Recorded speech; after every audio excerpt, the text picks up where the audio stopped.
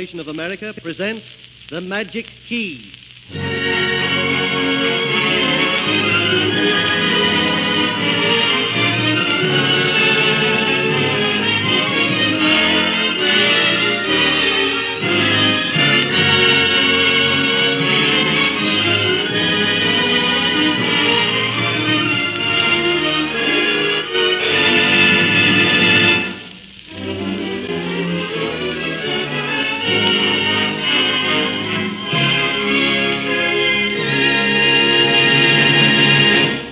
Again, the magic key of RCA turns. The RCA family, including RCA Communications, RCA Victor, RCA Radiotron, Radio Marine, RCA Institutes, and the National Broadcasting Company, all join in presenting Beatrice Lilly, the leading English comedian and Victor recording artist, Jan Garber with his popular dance band, and Jessica Dragonette, the newly elected Queen of Radio. Today is Navy Day. And later in the hour, the Radio Corporation of America has the honor of giving part of its time to the United States Navy for their salute to the American people, at which time naval stations in the continental limits of the United States, stations offshore and the ships of the fleet, join the Assistant Secretary of the Navy, Colonel Henry L. Roosevelt, and Rear Admiral Joseph K. Taussig, Assistant Chief of Naval Operations, in their greetings to the American people in observance of Navy Day. Now, Frank Black, Director of Music for the National Broadcasting Company, leads the NBC Symphony Orchestra in Dance of the Comedians from The Bartered Bride by Smetana.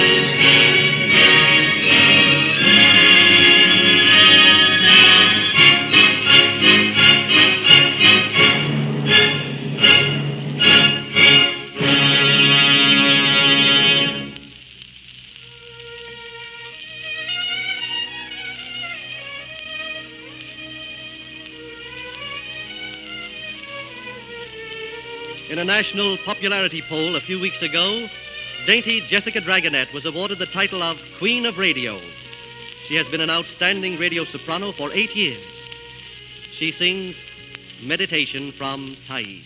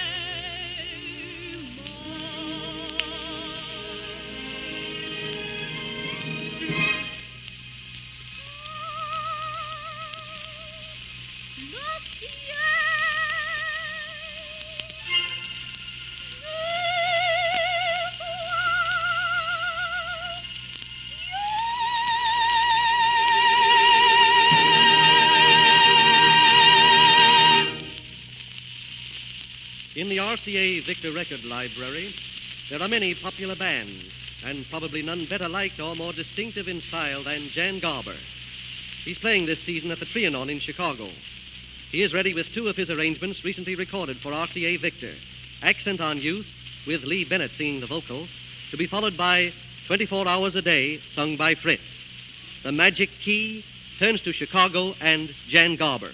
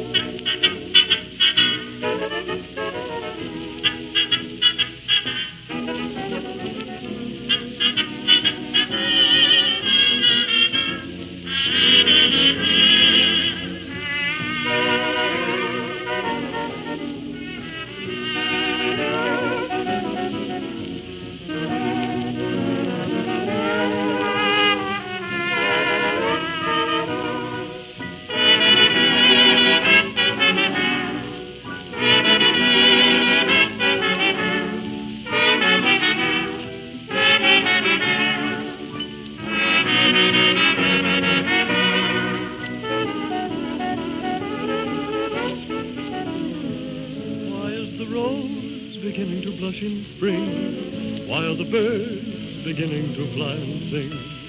Why have I this new sensation? It's the accent on you. Why do I long for kisses so fresh and sweet? Here in your arms, the picture is so complete.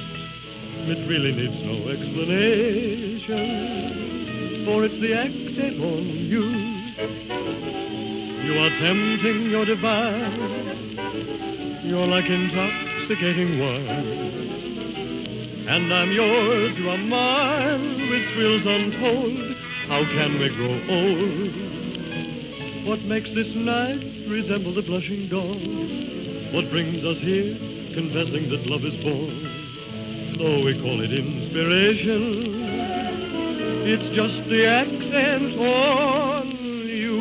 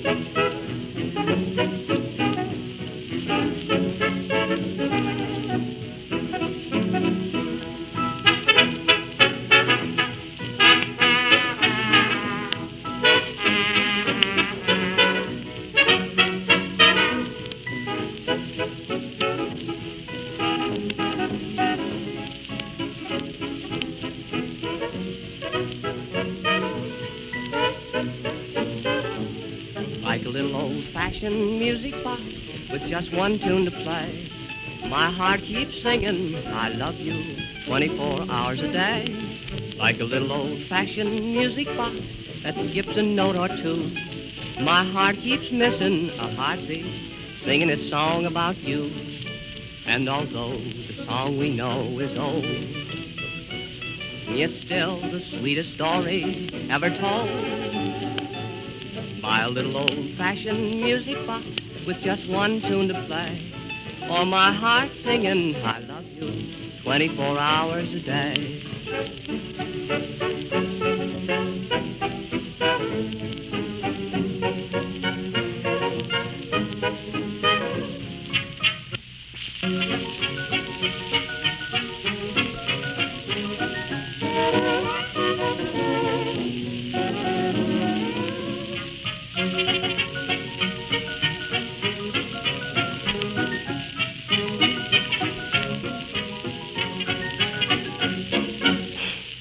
The Magic Key turns to New York.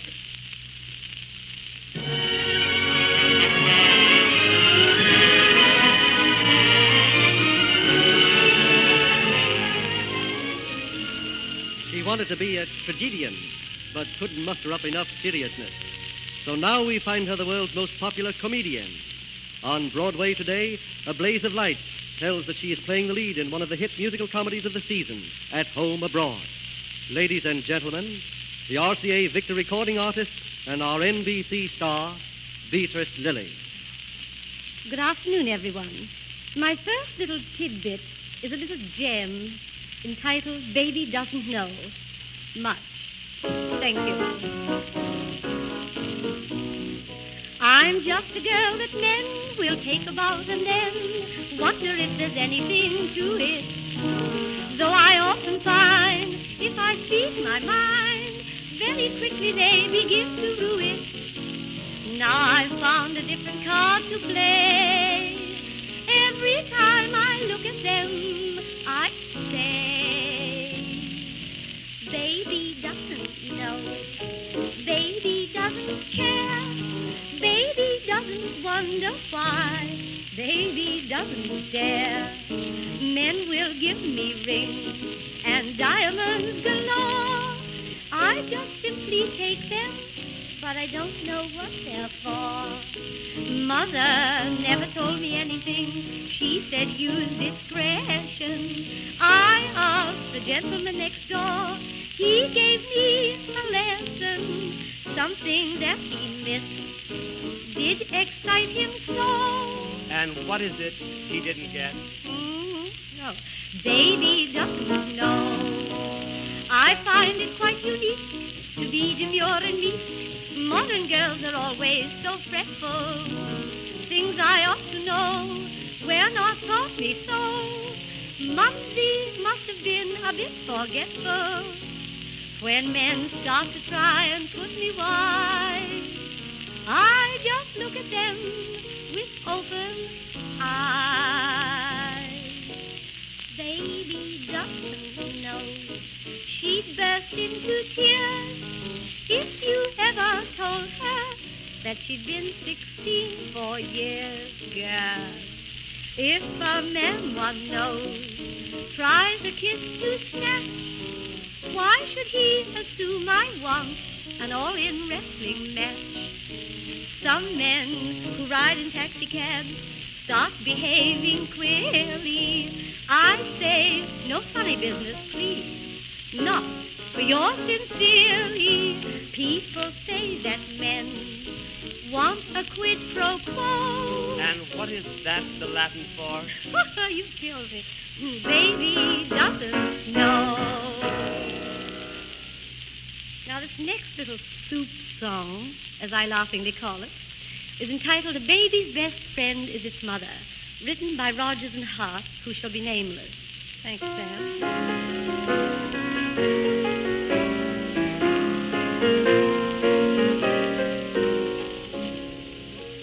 A baby can only have one mother. It never belongs to no other. Baby's smiles and baby's tears keep on smiling through the years. When baby's tired and baby's blue and baby's hungry, its mother is true. Sleep on, mother's watching you. Sleep on, soft and low. Hush, hush, close your eyes of blue. Lullaby, to sleep you'll go. You can have another pal, another lover. But a baby can only have one mother. When you're tired and all alone, and a million miles from a home, a baby's best friend is its mother. She was only a woman, and the world called her bad. No, but she was only a human who was beaten and sad. The courtroom was crowded and they jeered at her shame. But a man should have gotten the stain and the blame. Next case, cried the clerk. And she stood on the stand with a tear in her eye and 14 handkerchiefs in her hands. This woman is wicked, the district attorney cried. And no lawyer to help her stood close to her side. I am innocent, sir, she replied to the judge. And a tear down her face melted. Her face was a smudge. I believe you, said the judge, and I'll give you a chance. Oh, sir, cried the girl, I am now in a trance. Why do you help me? I am beaten and sad. Then the judge removed his wig and the mustache he had. Don't you recognize me? Come, look in my eyes. Come on now, look. Coo, it's my mother, the woman replied. When you're sad and all alone and a million miles from home, a baby's best friend is its mother. Miss Lily, We are delighted to have had you with us this afternoon as a representative of a member of the RCA family, RCA Victor. Your high-fidelity Victor records are fine examples of the service the various members of the RCA family try to give. RCA Communications serves through instantaneous radio telegraph contact. Radio Marine speedily relays messages from shores to ships. Better radio reception is supplied through the new 1936 RCA Victor Magic Brain Radio with the magic eye and metal tubes. And all of these services and products are made possible by RCA microsensitive radio tubes. Frank Black leads the NBC Symphony Orchestra in Czardosh from Coppelia by Deleuze.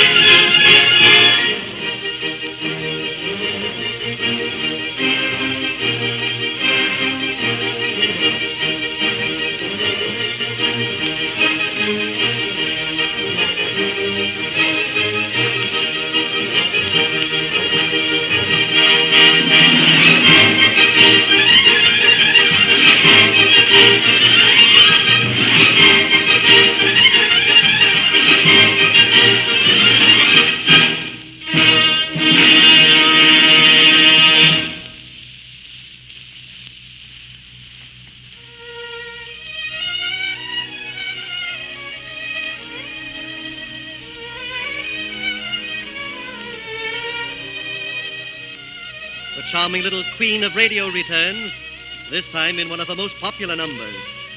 She is supported by the NBC chorus in singing Velia, Miss Jessica Dragonette.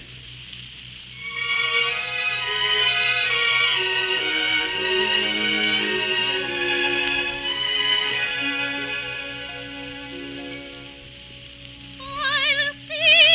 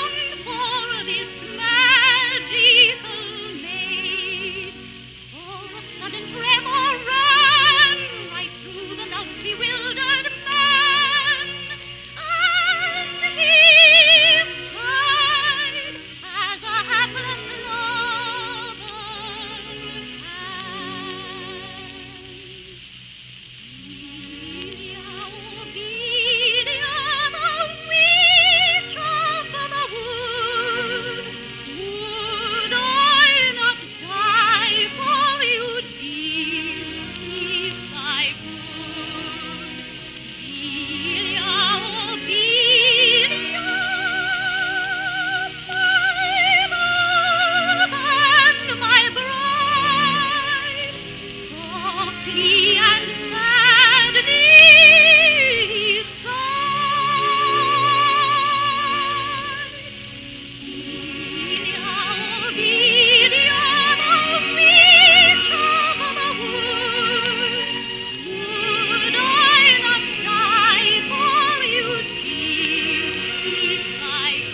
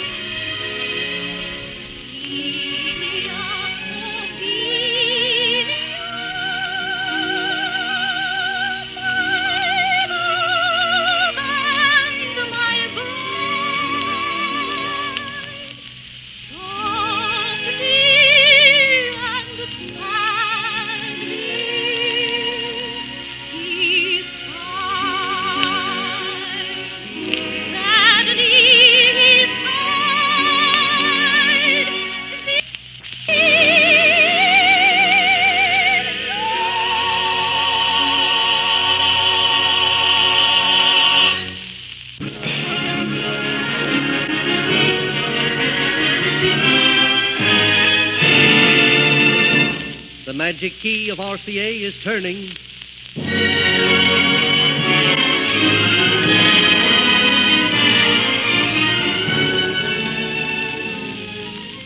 Navy Day was inaugurated in 1922 by the Navy League of the United States, and its observance annually is sponsored by the League. In addition to paying a deserved tribute to the sea heroes of the nation and recalling the splendid part played in making and keeping us a nation, the Navy Day observance has proved a valuable means of fostering a broader understanding of the Navy and its work. The date of October 27th was selected by the Navy League because it is the anniversary of the birth of President Theodore Roosevelt, inasmuch as most of his life was devoted to establishing sound naval policy for the United States of America. At the request of the Navy League, RCA will now turn a part of the time of the Magic Key Hour over to the Navy for their annual salutation. Assistant Secretary of the Navy, Colonel Henry L. Roosevelt, will be heard first. You'll be interested in knowing that Colonel Roosevelt was appointed to the Naval Academy in 1896 and became an officer in the Marine Corps in 1899.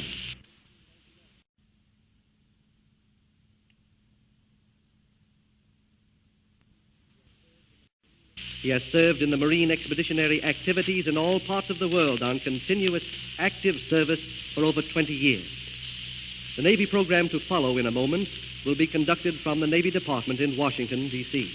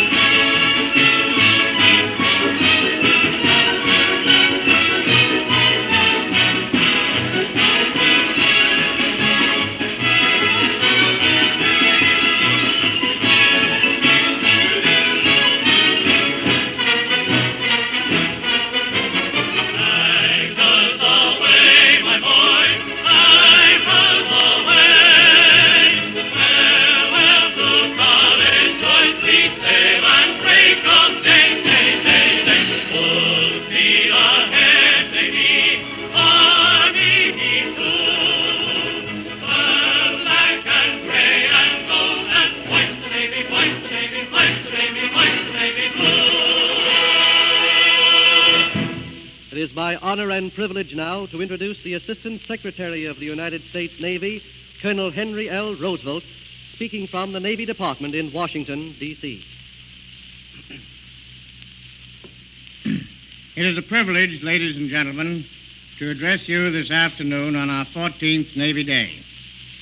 Today, the 27th of October, is officially Navy Day, but because it falls on Sunday, observance is postponed until tomorrow. On behalf of the Naval Service, I want to send greetings to the American people and in the name of the United States Navy to salute you. Tomorrow, our ships, our shore stations at home and abroad, in observing Navy Day, most cordially invite you to be our guests. We would like to have you see and know the Navy. It is your Navy. I do not hesitate to declare our fleet, in its loyalty, its devotion, and its efficiency, is in all respects as fine a force as has ever been assembled under the American flag. I am going to ask Lieutenant Commander Wheeler, supervisor of our naval shore radio traffic, to call the roll of the naval districts in the United States that will hold open house tomorrow. Their call letters will express their welcome. Aye, aye, sir. As I call all naval districts along the Atlantic coast, the Gulf of Mexico, the Great Lakes, and the Pacific coast, will you please answer by radio in Morse code with just your call letters? Place, Boston, New York, Philadelphia, Hampton Roads,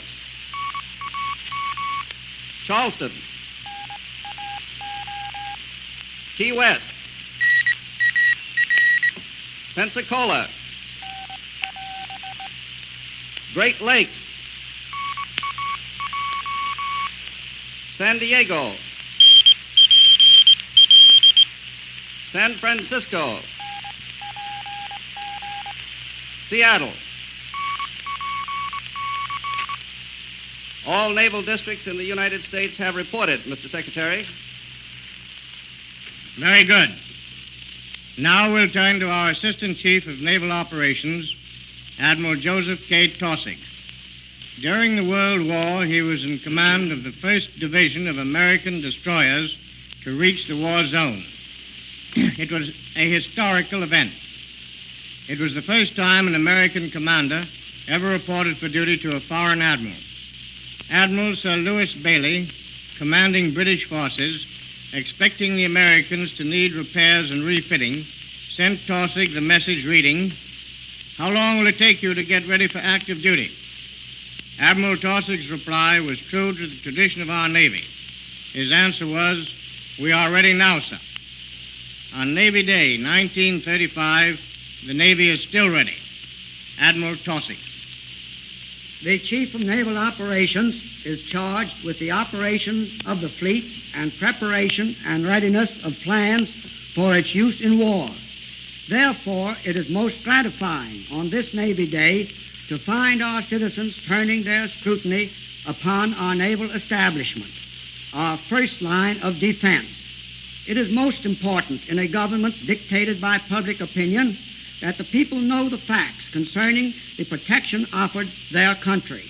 Our government has recently effected a policy of building our Navy to the full strength permitted by the treaties of Washington and London. The necessity for construction is evident when the naval construction of other powers acting under the Limitation of Armament Treaty since February 6, 1922, is observed. Japan has built or laid down 163 ships with a tonnage of 412,000. Italy, 175 ships with a tonnage totaling 377,000. France, 177 ships with tonnage running to 490,000. While England has built or laid down 174 new ships with tonnage running over 525,000, the United States has lagged. In the last 13 years, we have only built or laid down 70 ships of 299,000 tons total, far less than any other major power. Also, one important fact that must be considered. Out of the 342 ships in the United States Navy today, only 91 are under age, or in other words, modern. It would be too expensive to bring our Navy to treaty strength immediately. So a substantial 7-year building plan has been decided on, which will bring the United States Navy to its proper relative position. But even with our recent increased building rate, it will not be until 1942 that the United States will have a treaty navy, and that is 6 years after the treaties expire. Now I want to call on Admiral Joseph M. Reeves, Commander-in-Chief of the United States Fleet on the flagship Pennsylvania, at present in Los Angeles Harbor. Good afternoon, Admiral Reeves. How do you do, Admiral Taussig? Admiral, will you please extend the fleet's invitation to the American people and give the general distribution of the fleet for Navy Day? As Commander-in-Chief of the United States Fleet, I have the pleasure of extending to you, the people of America, the greetings of the fleet and the most cordial invitation to visit the various vessels which today and tomorrow are lying in the seaports of the United States. You will find the officers and men waiting to welcome you. To those citizens throughout the country who may never have visited the Navy afloat, I wish to extend a special greeting and to assure you that we deeply appreciate the honor and the responsibility of being entrusted with the nation's first line of defense. Thank you, Admiral. The United States Navy is in constant communication with all its ships and shore stations throughout the world by the magic of radio. All stations maintain 24-hour watch. These far-flung naval stations will now, as I call them by radio, respond with a few words of greeting to the American people. Their messages will be heard on the air, and I will ask Lieutenant Commander Wheeler to translate those which come in Morse code. First, let me call on our naval station in the South Pacific Islands, Samoa. Hello, NPU, Samoa. Come in, Captain Dowling.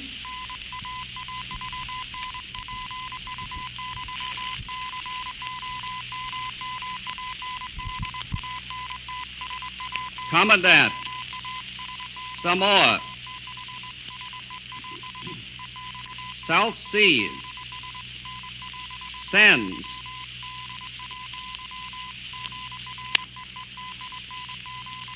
Navy Day, greetings. To homeland. Thank you, Samoa. Now the U.S. Navy in the Western Pacific on the little island of Guam. Hello, NPN, Guam. What are you doing on Navy Day? Come in, Captain Alexander.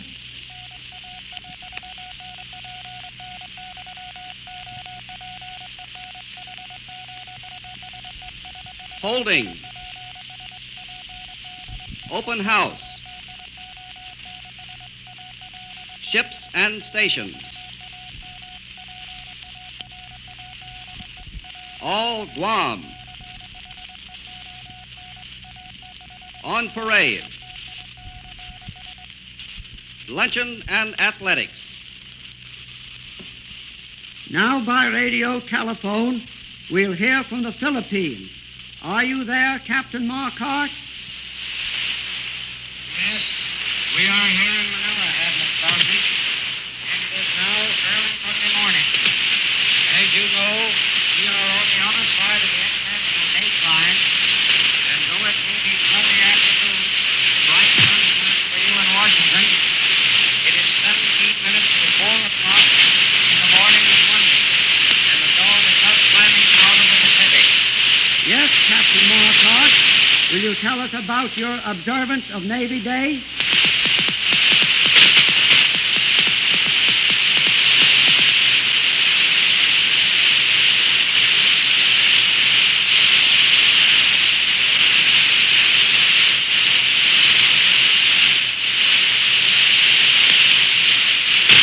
Well, Admiral Taussig, you on the Asiatic station are the only units of the Navy that are actually celebrating Navy Day on Navy Day.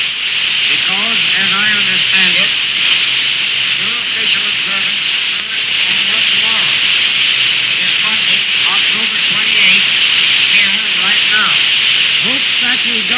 sound too complicated. And I hope you will have a very fine Navy Day celebration. Thank you very much, Captain Marquardt.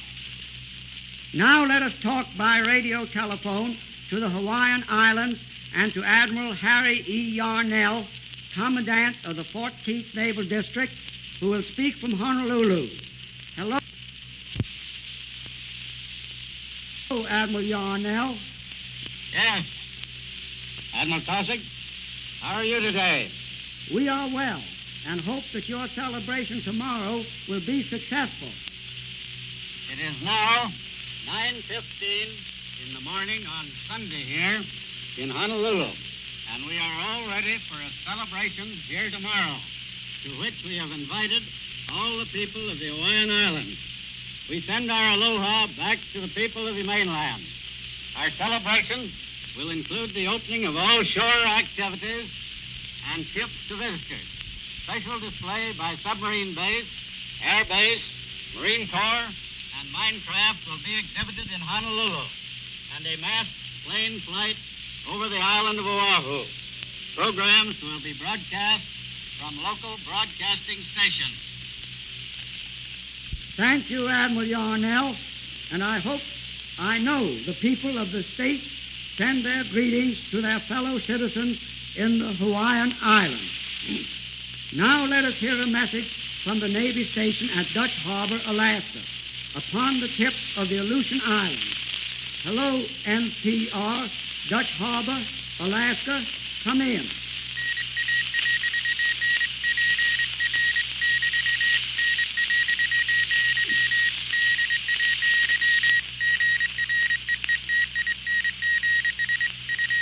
Navy Day greetings.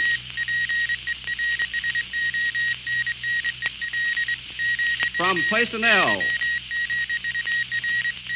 of your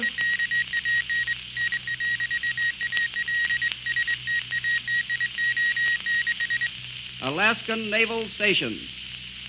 Let us hear from Rear Admiral George J. Myers, commanding the Special Service Squadron based at the Canal Zone in Panama. Come in, Admiral Myers.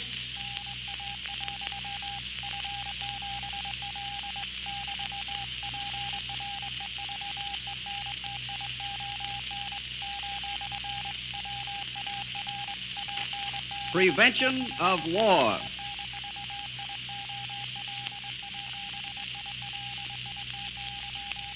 And the inviolability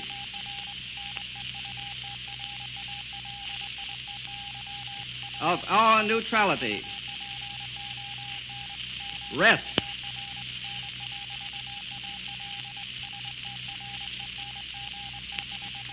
on our naval strength. Now to our station in the Caribbean, to the West Indies. Commander Charles M. Cook is in charge at the naval station at Guantanamo Bay, Cuba. Come in, NAW. Hello, Commander Cook.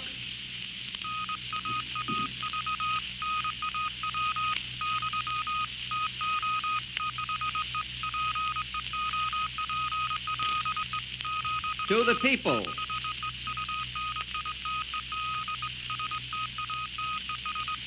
of the United States,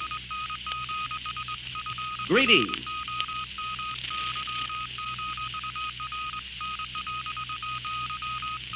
From your Navy.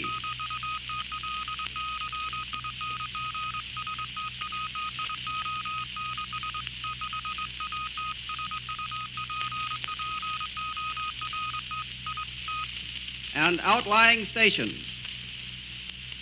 that support it. Since we have brought you greetings from our offshore stations, I would like now to bring you some action on an American ship. Lieutenant H.H. Henderson, captain of the USS submarine R-13, now in New York waters, will demonstrate a crash dive, speaking to you by way of short wave. Hello, Captain Henderson. Please execute a crash dive. Aye, sir. Rig for diving.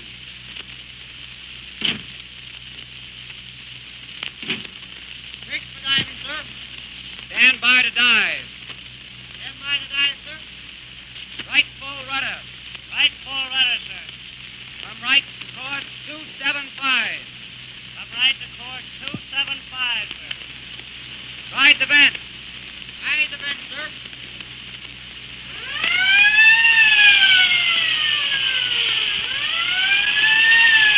Pressure in the bow. Fire ahead on both motors. Pulling 1,500 amps here to side, sir. Number 1 main ballast tank flooded to the manifold, sir. Hold the vent. Number 2 main ballast tank flooded to the manifold, sir. Hold B vent. Mark A and B vent. Hold A and B vent. Level off at 100 feet. Level off at 100 feet, sir.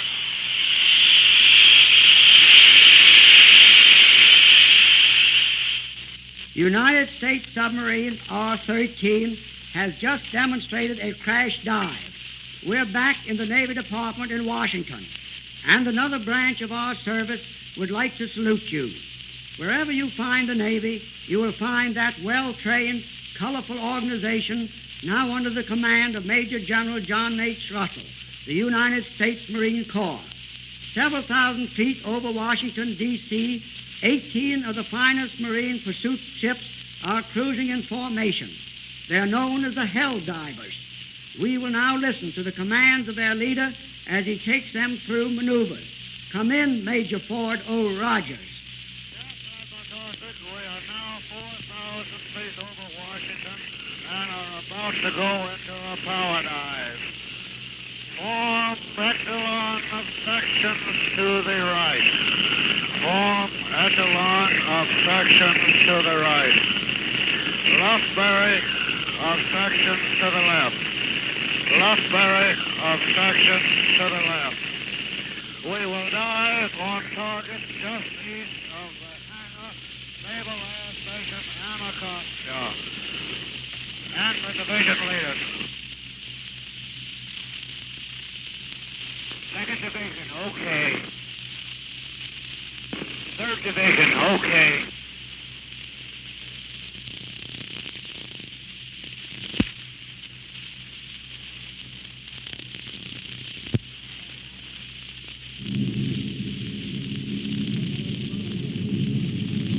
Here they come, diving from several thousand feet at 300 miles an hour.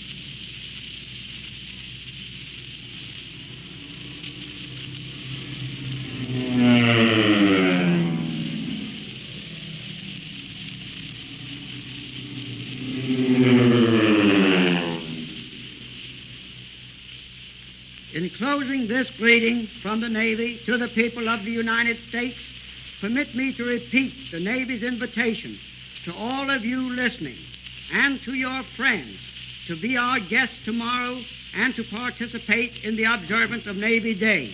You are sure to find a warm welcome wherever you find the Navy. And may I, in behalf of our ship and other naval activities, express our warm thanks to the RCA for making possible this naval salute to the American people.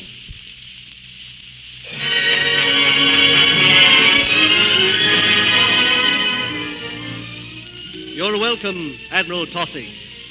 You have given us a striking demonstration of the readiness of the United States Navy for any duty it may be called upon to perform.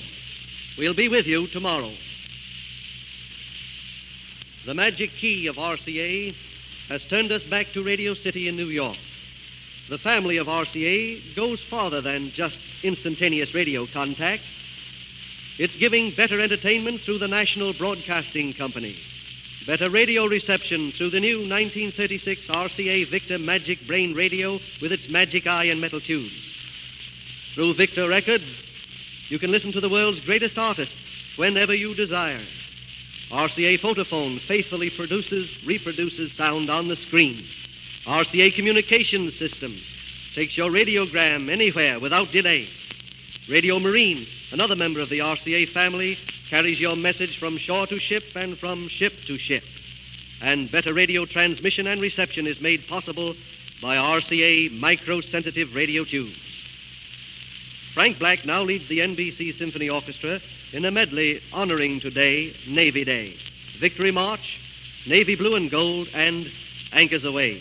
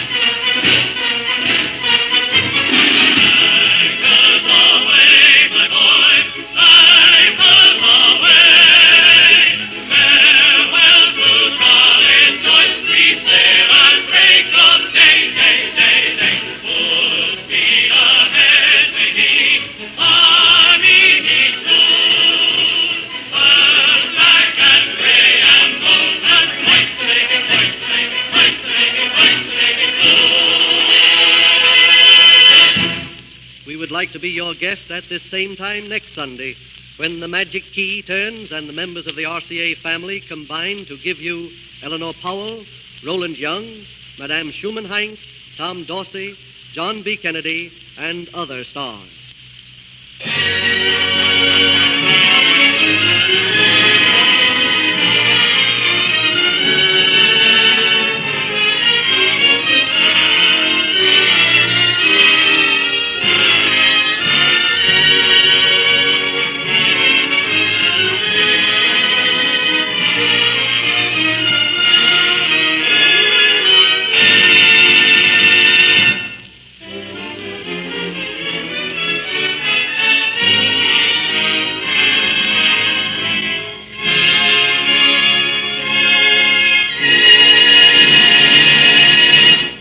Milton Cross, speaking for one of the members of the RCA family.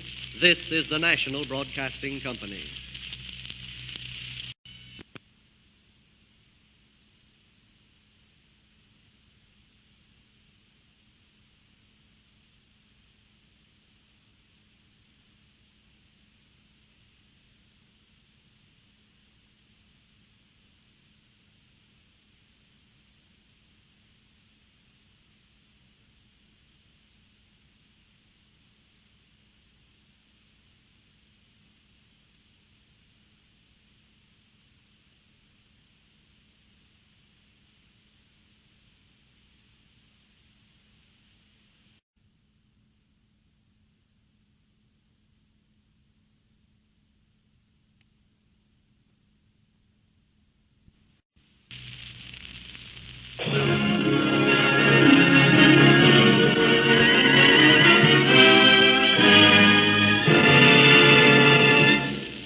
Radio Corporation of America presents The Magic Key.